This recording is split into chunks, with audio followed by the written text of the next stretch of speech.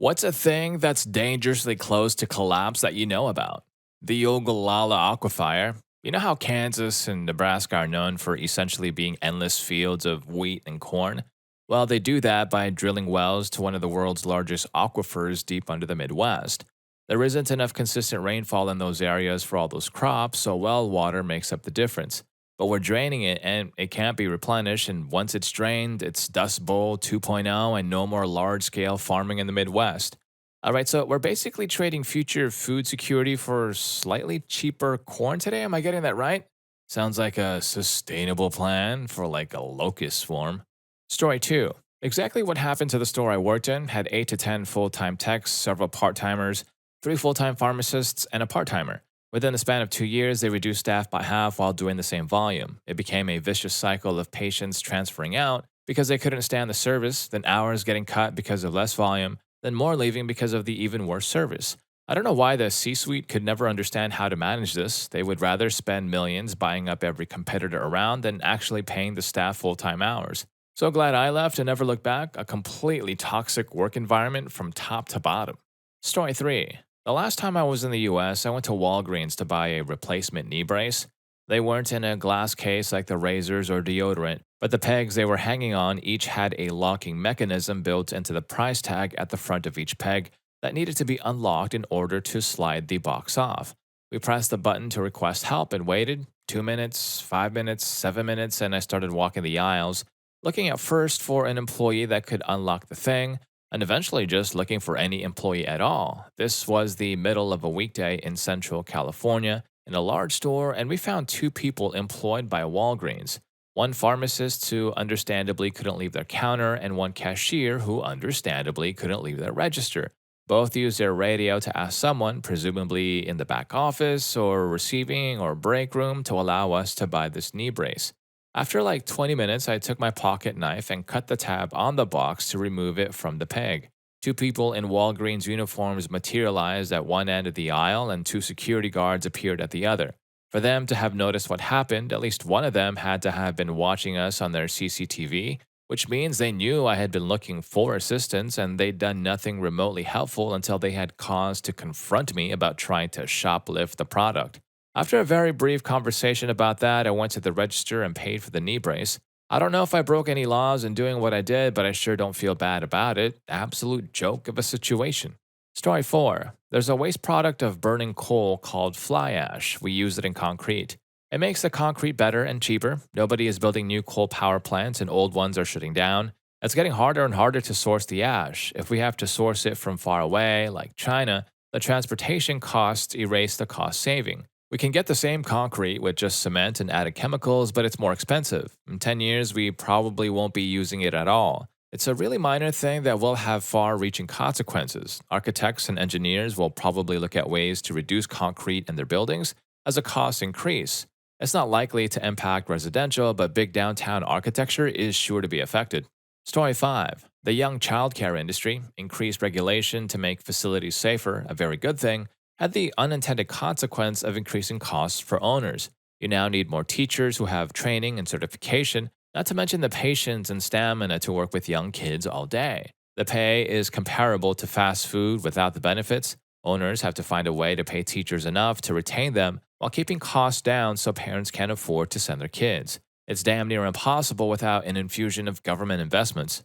Story 6. Without human intervention, your local energy grid is about 6 to 24 hours away from complete collapse, depending on how greedy the utility company is in terms of automatic backups. The electricity grid will likely fail first, and within hours, other energy sources like city heat or natural gas will take longer because those rely less on active human inputs. You remember in the Last of Us TV show how Nick Offerman is in a Home Depot, the power goes out, and he remarks, "That was fast." That bit was much more accurate than anyone involved in utilities would ever care to know about. Story 7. Lots of things according to r/collapse. Personally, I live in a city called Lowell, MA, and there's the Rourke Bridge built 40 years ago that was meant to be temporary. Honestly, it reminds me of those horrible, scary bridges you've seen over rivers in Siberia or some other place in Central Asia. It's loud and bumpy, and you can feel the whole thing sway because it gets 25,000 cars crossing it every day. Not only that, you can actually walk under it since there's a river walk pathway it connects to, and you can see rusted sections just rotting away. About 6 months ago, a truck crossed it and a panel on the surface somehow seesawed up into the gas tank. The truck made it across, but not before losing probably 80 to 100 gallons of diesel onto the bridge and into the river below. The river had a marshy, swampy area near the bridge, and you could see the fuel slick eddying and collecting into that area. I can't imagine how much survived underneath. I'm sure a lot of fish eggs and small aquatic animals pass away down there. The city, state, and feds have known this bridge needs replacing for decades, and they know about the rust and rot, but they continue to say that it will last for now. Don't they always say that, though? There is a plan to make a new one next to it, but it won't be done until 2028, which we all know means it'll probably drag on into 2029, 2030, etc., etc. I honestly don't think it'll last that long. Story 8. I'm surprised no one has mentioned the Atlantic Meridional Overturning Circulation, the AMOC. This vital ocean current includes the Gulf Stream and is showing signs of collapsing, which would significantly impact the climate globally. Essentially, warm water at the surface flows like a conveyor belt from the southern to northern hemisphere, and then releases heat before sinking, cooling, and returning to the south. When the circulation collapses, which scientists are predicting will happen sooner rather than later, some have said somewhere between 2025 to 2050 due to climate change, areas in the northern hemisphere would become significantly colder. Europe, for example, could cool by 9 to 18 degrees Fahrenheit. Story 9. Healthcare in the US. I'm not talking about paying for healthcare in the US. I think that's fixable. You can cut the cost by 30% by making it all covered by Medicare for all. I'm talking about actually having enough physicians, nurse practitioners, and physician assistants to treat everyone. Burnout has gotten a lot worse in the US. Almost every physician I know is talking about retiring within 5 years or at least cutting back dramatically. The big problems: not enough medical schools and residency programs to train physicians. My hospital is in need of just about all specialties. Pre-med programs remain as a route out for medical schools, which just means we need more medical schools. We make up for the lack of them by importing physicians from other countries. We need more medical schools and weed out a lot less potential graduates. Pre-med undergraduate courses include calculus, biology, chemistry, biochemistry, organic chemistry. I'm not saying any of them need to be removed, just make enough medical schools that the medical schools will take Bs in these courses and require almost perfect GPAs for admissions. I can guarantee that almost no physician uses any of these courses in their day-to-day practice of medicine. If they did, it would be required in their continuing medical education, which it is not. Too much paperwork, too much hoops we have to go through on a regular basis. Not just the hundreds of hours of continuing education, the quarterly tests to keep our board certifications up to date, the every 2 year basic life support / extended life support classes we have to take. Now there is a mandatory education for substance misuse, child welfare, and God only knows what else. Also, every 2 year licensing by your state medical board, DEA certification, etc. Too much competition in an area, forcing physicians to compete with each other and therefore burning us out faster. It also means more duplication of effort in an area. Most physicians now work for health networks and big business, which means less leniency when we need something, i.e., need to take a day off. You need to put it in the calendar 3 months in advance. You want to buy a stethoscope? It counts as part of your tech purchase for the year. Yes, a stethoscope, not an electric one, is considered tech, just like a phone or computer. Story 10. Literally all infrastructure in North America. The majority of underground infrastructure, pipes, water lines, sewer systems, has been completely ignored in terms of maintenance and has been totally ignored in terms of budgeting replacing the assets. There are towns that have bills of tens to hundreds of millions, not even mentioning larger cities, that have saved approximately 0% of the required amount by constantly pushing out the lifetime estimation of the assets. Lots and lots of bills are coming due shortly if the engineering estimates are accurate, and very few towns have saved anything for this scenario. We're basically living in a world where no one wants to be the person to say that we need to save money for long-term planning, and instead everyone hopes things don't fail while they are leading and they can pass the buck. Story 11. IT knowledge. There are several factors at work here. Colleges are mostly a few years behind trends, if not more, so a lot of recent grads are way behind from the gate. Most colleges are now just shills for business licenses called degrees. You need this license to be allowed to have an entry job. And they know it and charge whatever the market can bear. Pearson VUE has seized a huge amount of the space, which adds to the cost, and tries to enforce certification tracks with government contract specs and all sorts of inroads. The cash cow of graduating college with six-figure jobs waiting for them is mostly gone. The junior roles have been outsourced overseas and have been replaced with people with multiple hats. There are very few middle roles, so the track of going from junior to senior has a huge gap that just keeps getting wider. The senior roles are starting to age out, many went into management, and some are retiring. Knowledge and experience is getting lost.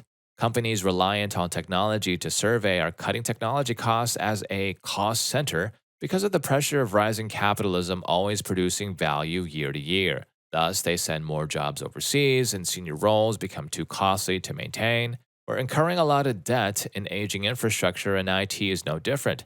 There are systems operating high cost operations in factories, transportation, and utilities that haven't been upgraded in decades, and some of the people who knew how it all worked are going off. Eventually, there won't be enough senior roles to teach younger people in anything, and there will be a cascading series of knowledge gaps in current infrastructure, leading to huge failures. People say that kids today know computers, but they really don't. Most only know GUI and how to operate an iPad, not what makes the iPad work under the hood or how the internet works. Story 12. The UK criminal justice system. For any non Brits passing through, the new government has had to announce it's releasing prisoners early because it's got no space for incoming suspects on remand and new convicts. The last government shut like half the courts, the remaining ones are falling apart and understaffed. There aren't enough judges, so there's a 2 year backlog of serious cases. The junior end of the profession are so poorly paid, they've been on strike repeatedly. And let's not forget the police have basically stopped investigating shoplifting and other smaller crimes. This after 14 years of the Law and Order party being in power. Thank goodness the former chief prosecutor is now prime minister, so maybe there's hope of fixing it. Story 13. The junior end of the profession are so poorly paid they've been on strike repeatedly. Just in addition to this, it's because they're paid like self employed contractors when dealing with legal aid cases paid for by the government. So they only get paid for the time spent directly dealing with the client, either doing an interview or while in court. They don't get paid for a lot of the work they have to do, like checking on alibis or digging through mountains of evidence. Legal aid staff should be paid as full time employees, but the government doesn't want to do that because it's far more costly. Treating them like contractors means they can pay them for the 30 minutes they spent with the client at the prison, disregarding things like travel time and reading up on the case, and then the 30 minutes it takes in court for them to get a verdict. Everyone should be up in arms about this. It's essentially defunding a legal defense for the poor. The problem is that there's no way to fix it without it costing a ton of money, and far too many people would rather innocent people go to prison than pay a few quid more in tax. Story 14. The education system. We have maybe 10 more years before a whole section of teachers retires, and then we're absolutely screwed. 50% of teachers quit within the first 5 years, and that statistic is much higher for SPED teachers. We aren't going to have anyone to work in the schools. Get ready for your kids to be quote unquote taught by an online program with a person who babysits 50 kids at one time and has no training. It's going to get bad fast, even faster in bad union states. And if you have a kid with a lot of support needs, truly, I don't know what they'll do. I work with that population, and we currently are missing 2 teachers and 3 others are on emergency permits. It's a huge problem and keeps getting worse because the pay is so bad that no one wants to work with these students. I went to the hospital on Friday from a bite from a student, truly a manifestation of his disability, who desperately needs a 2-to-1, but the district is making it impossible. I barely get to teach because I'm out putting fires all day. Story 15. The Los Angeles court reporter system, among many other county services like the health department. You can add several county IT systems to that list. Court reporters went home in 2020, and most of them just never came back. There is such demand for court reporters that they now start at $100,000 a year with signing bonuses, except they still can't hire enough qualified people. The problem being that they were a very important part of the justice system in Los Angeles. Many courts do not allow electronic recordings as accurate portrayals of court discussions. In some probate and misdemeanor courts they do, but all others need a court reporter. If a judge rules against you, a properly created court transcript is needed to appeal your decision. These aren't being given out in many cases any longer, and cases can't be delayed indefinitely. No transcript, no appeal. No appeal means serious constitutional violations. Story 16. My high school had a candy man. He didn't have the worst home life, like he seemed like he came from a happy home and everything was fine and they were just struggling financially. He started buying up these booster boxes of candy kids sell as fundraisers and just walking around school selling them for his own profit. He made probably thousands before the school noticed he was suspiciously always carrying the little cardboard fundraiser suitcase around. I bought from him sometimes. We had a couple classes together and our families attended the same church. He was very nice and wholesome and never said or did anything out of the way. They suspended this young entrepreneur and made a huge example out of him, and I'm still salty about it. He was a good kid, and all he did was sell Snickers bars. And I get that it was against the rules, but maybe just ask him to stop or have him join the future business leaders or something. Story 17. The New York taxicab and livery insurance system. One sector dangerously close to collapse is the insurance market for New York City's livery and rideshare services. Recent reports highlight a looming crisis in this sector due to significant financial losses suffered by major insurers. Bloomberg, the largest insurer for NYC's taxis and rideshares, is facing severe financial strain, risking a potential meltdown. The insurer's substantial losses are creating instability in the market, which could affect the availability and affordability of insurance for these services. This could lead to increased costs for drivers and potentially disrupt service availability in the city. Insurance Insider report. The second and third largest insurers in this market also reported massive losses, totaling $217 and $8 million respectively in the second quarter. These losses further destabilized the market, highlighting the systemic risk and the potential for widespread impact on the livery and rideshare sectors. The combination of these financial issues could lead to a severe contraction in insurance coverage, impacting thousands of drivers and potentially causing significant disruptions in urban transportation. Story 18. I feel like the U.S. Postal Service has less than 20 years left. Our city delivers all the Amazon packages, but they're building their own facility and within a year or two might be delivering all of their own parcels. I feel like without Amazon, we'll have about 30% more carriers than we need. Factor in first class mail being just a fraction of the overall mail, the passing of newspapers and magazines, online bill paying, email, free long distance calling with cell phones, and the extremely low rate charged for shipping standard mail. I personally no longer buy presents and pay $20 to $40 for shipping when I can just order off of Amazon and have them shipped directly for free. I don't see as many people waiting in the lobby. There's just no aspect that suggests a future. Story 19. A lot of subscription services, not just like streaming services. I'm talking about the big corporate software subscriptions. I work in tech, and there's a very real panic going on at a lot of these companies because they built their entire network and service at a loss, funneled hundreds of thousands of investor dollars into a product with the idea that they would raise the price after and make it all back after getting a foothold. But here's the thing, the cost of running a live service program is much higher than just selling a license and letting people install the program and use it locally. You need servers, you need virtual machines, not to mention the person hours difference between occasional software updates of regular software and a live service. So, not only do they have to pay back that lost leading, they also need to make enough to keep up with running the service. They get in and they spread as far as they can, they reach every possible customer, they do what they planned on and jack the price now that they have dedicated users, but it's still not enough. There just aren't enough customers to ever actually make the money needed to pay back their loans and run the company. Either your product is too niche, or there's too much competition, or in some cases, you are literally selling to every potential customers, and it's still not enough to pay back your lost leads, and by the time they realize this, they can try raising prices. But at this point, some other company is going to be in the lose money, get customers phase, doing the same thing you are. And if you raise the price again this quickly, you're going to breach the trust thermosoline, and the customers you do have are going to jump ship and you'll make even less money. A lot of companies jumped on the software as a service train that was so successful for Microsoft and Adobe, but the thing is, they already had a crap ton of money to throw at projects. They could loss lead and just eat the losses. Smaller companies don't have that luxury, but they made it seem so lucrative and easy that thousands of companies are slowly ending themselves trying to replicate it. Story 20. The Canadian healthcare system is teetering on the edge of total collapse. No one I know has or can see a doctor. My elderly relatives are being dropped by their doctors regardless of health issues. They've closed every mental health facility and walk in clinic in our city of over 600,000 people. They're telling people not to come to the emergency room unless you are actually at risk of permanent injury or have a life threatening injury. If we get sick, we are gone. Countless billions are flowing into the system, and we are getting absolutely nothing out of it. All three levels of our government are pointing their fingers at each other, saying, fix it while we get left behind. They are clearly downplaying the issue to stave off mass protests at this point.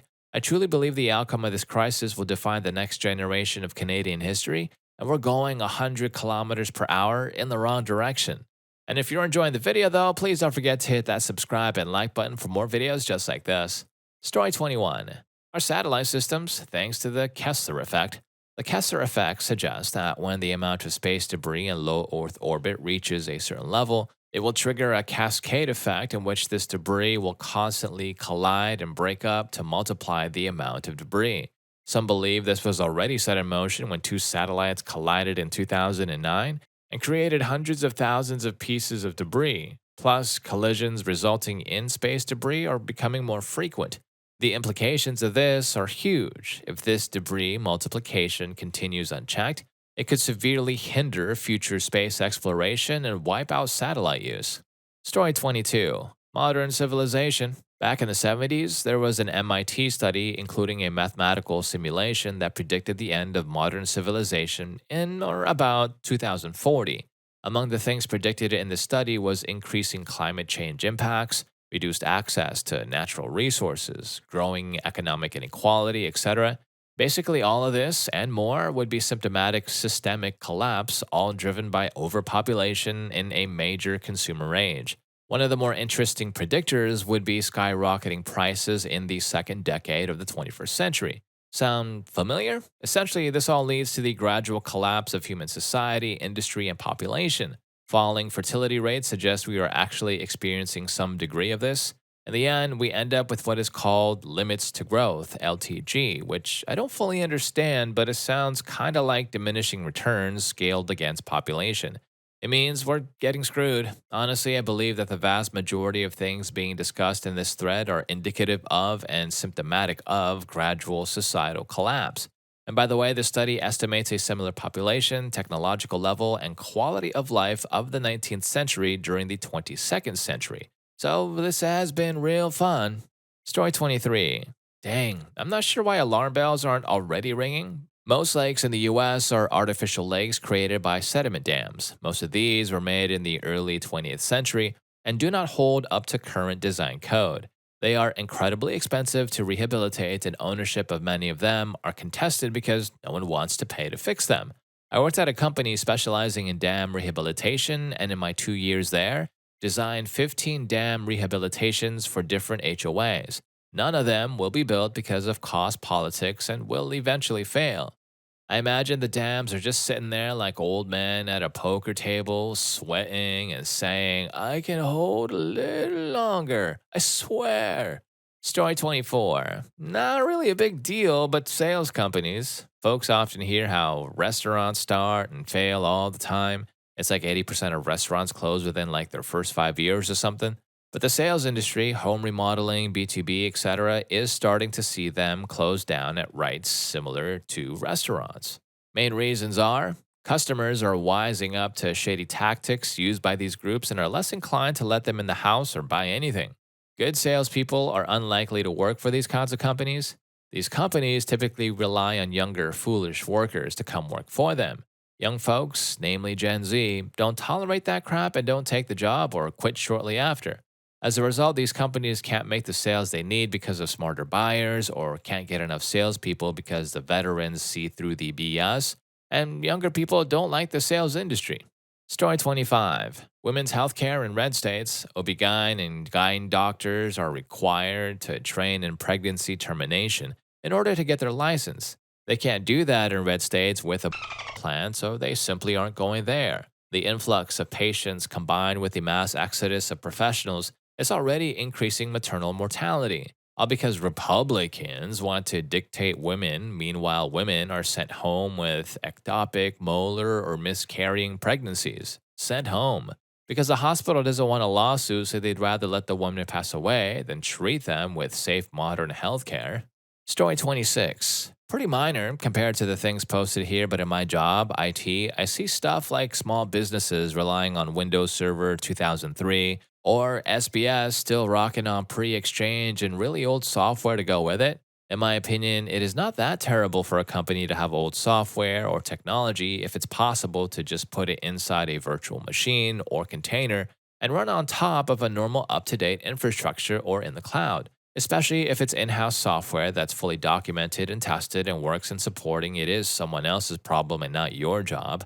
But for a small company with 10 employees whose server is a old Dell PowerEdge tower in a dusty closet and they aren't using Hyper-V, it's just one server OS running on bare metal and there's no offsite backup or practical way to do a disaster recovery. It's a ticking time bomb.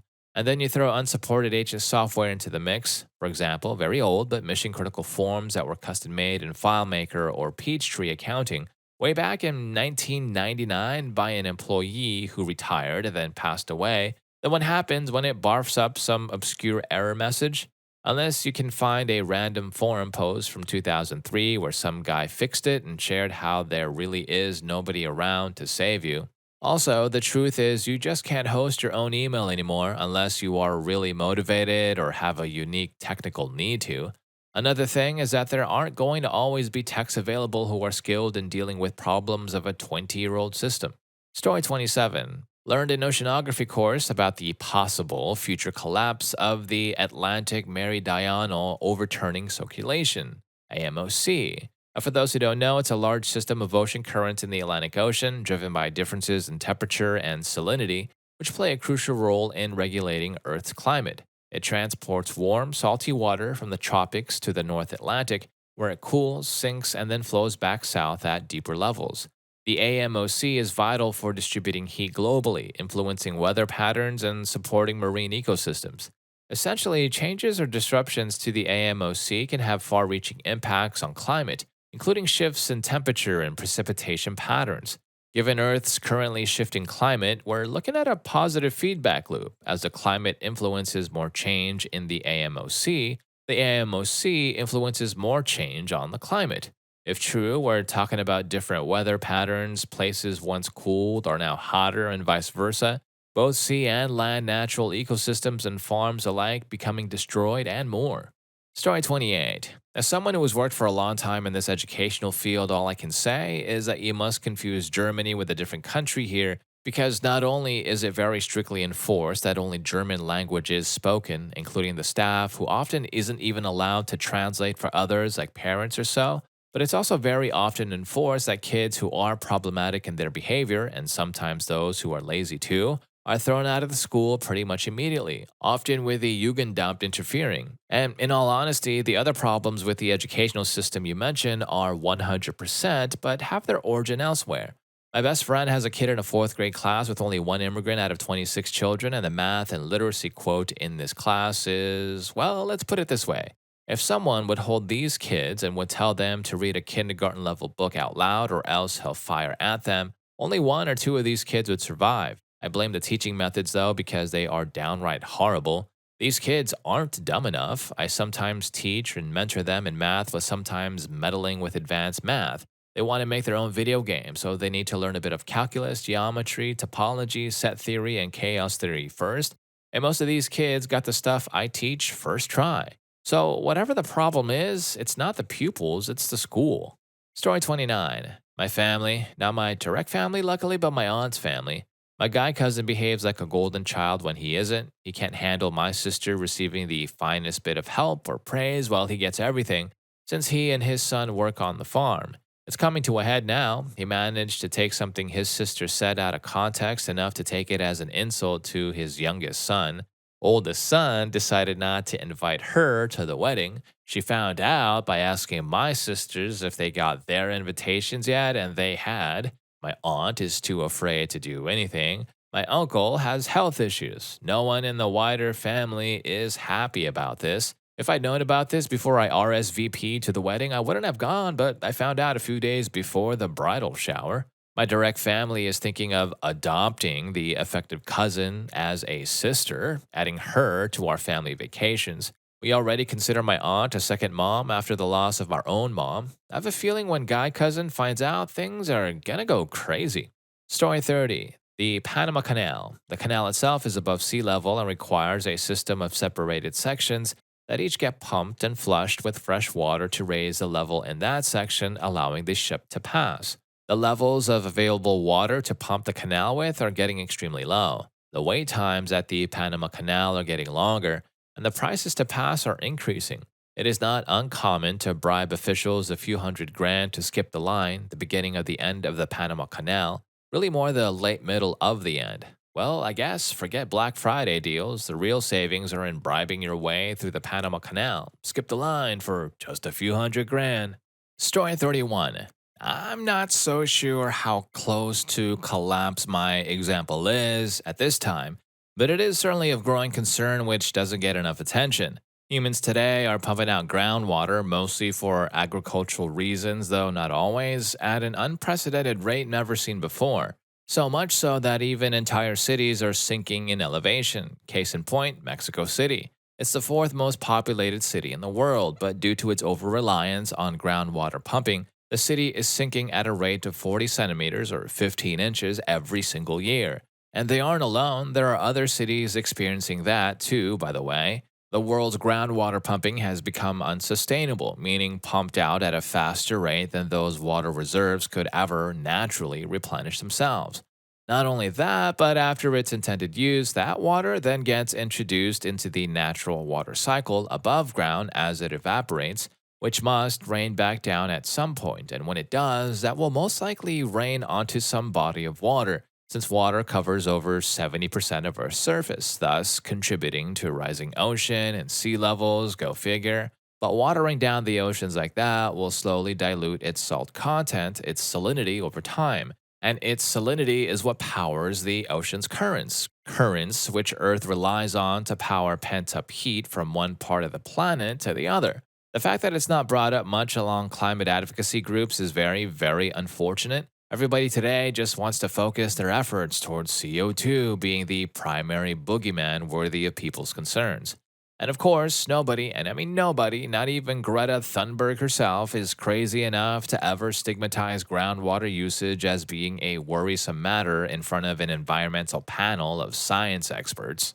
Story 32. The Amazon rainforest is approaching a critical tipping point, with concerns that it could be close to collapse due to various environmental pressures. Deforestation, climate change, and the effects of fires are accelerating the degradation of the rainforest.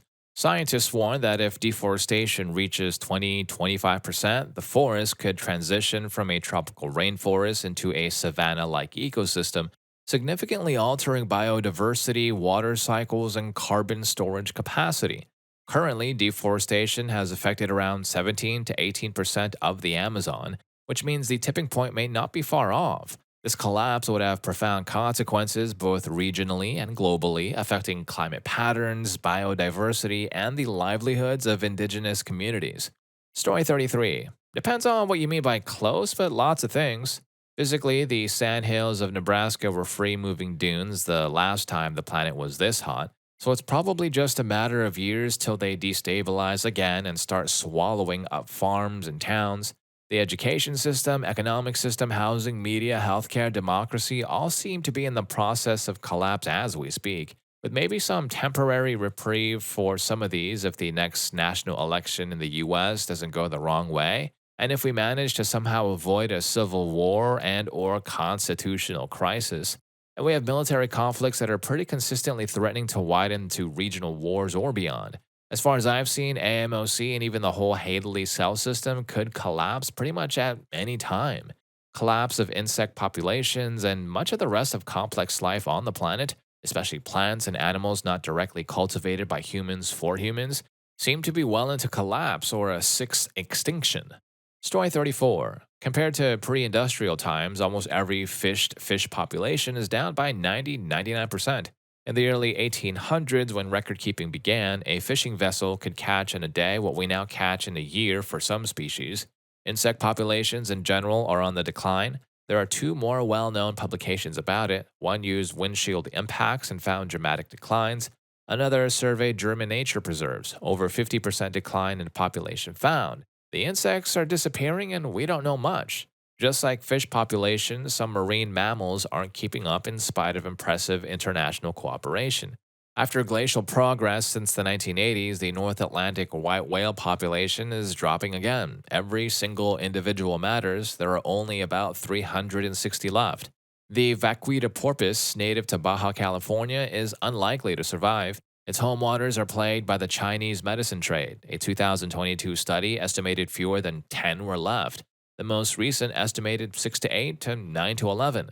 And of course, hopefully the most well known example, corals. I recently moved to Florida for college. I was saddened to hear from a professor that the Keys have corals, but no longer what would be considered reefs. Coral populations have basically already collapsed, but it can and probably will get worse. Bonus, Africa ones, South Africa, they can't keep the lights on. Learning this surprised me. I had always assumed they were doing much better than most other countries on the continent. Africa's glaciers. Yes, they do have glaciers. They are already on a fast track to disappear by at most 2040, I believe. They are the main source of water for some rivers. Story 35. There's a hotel in my city that dates from the 1890s, but it was abandoned in 2020 when lockdown hit. A developer bought it and discovered one of the two surviving buildings, which are attached via a lean to, did not have a foundation. Whoever built it in the 1920s simply hammered wooden beams into dry sand and filled any gaps between the stumps and the floor above with extra chunks of wood. These have since fallen away, leaving the floor with zero support.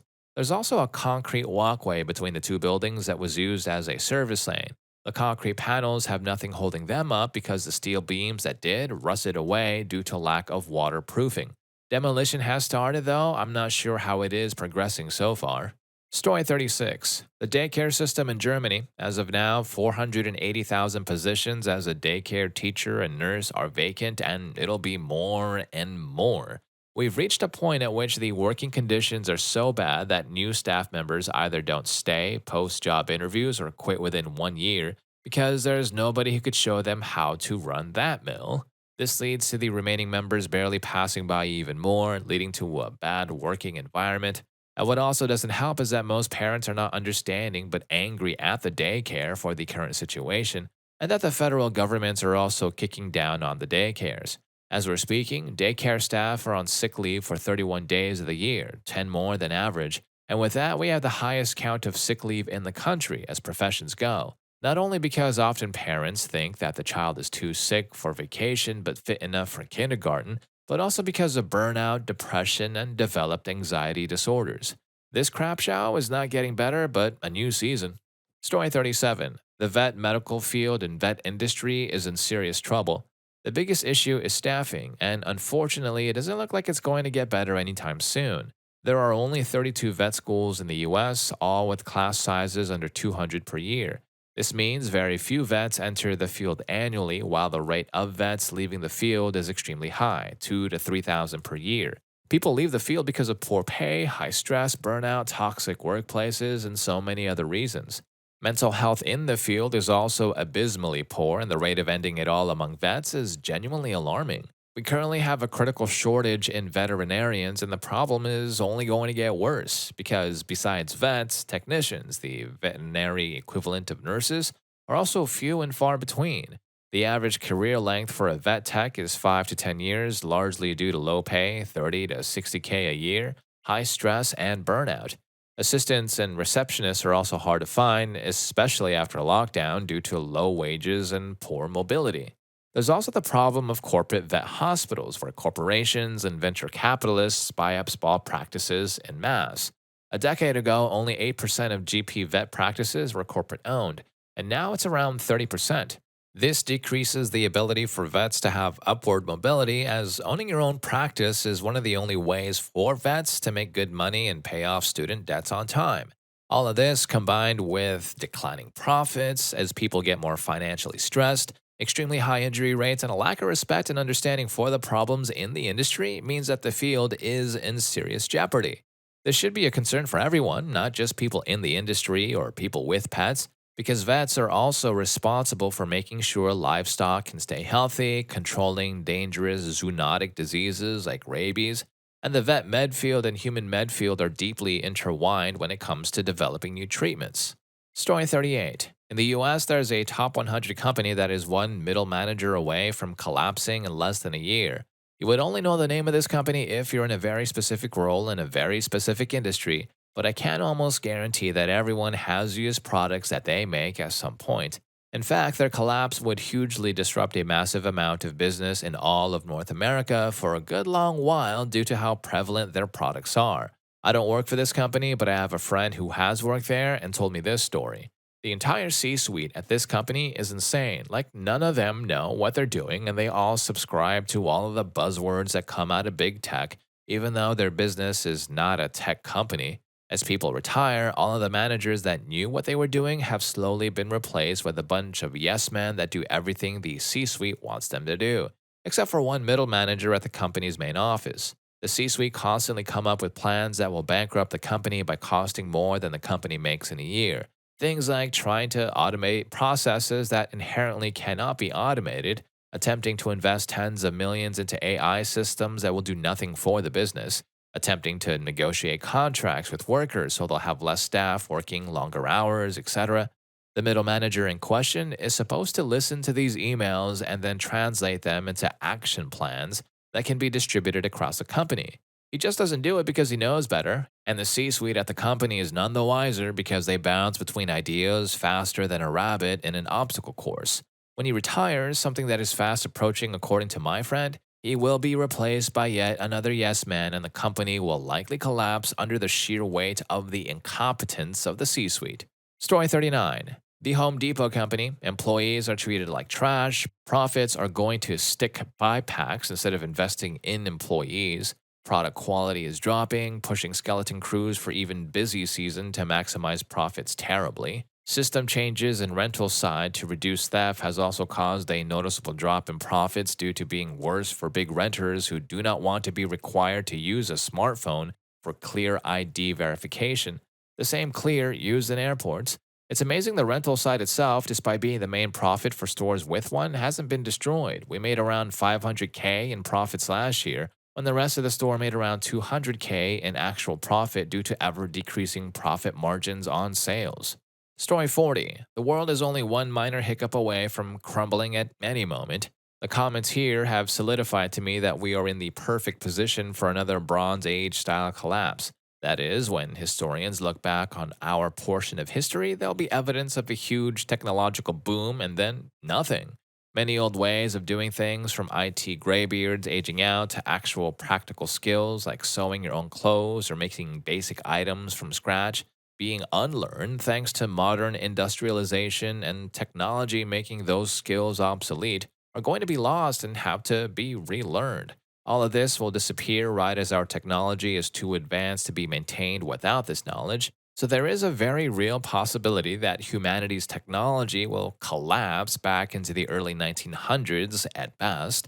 And all of this is ignoring the currently ecological collapses and mass extinction that is also currently in motion. And if any of these stories got to you, here's more for you. YouTube thinks you're going to love this. I'll catch you in that video.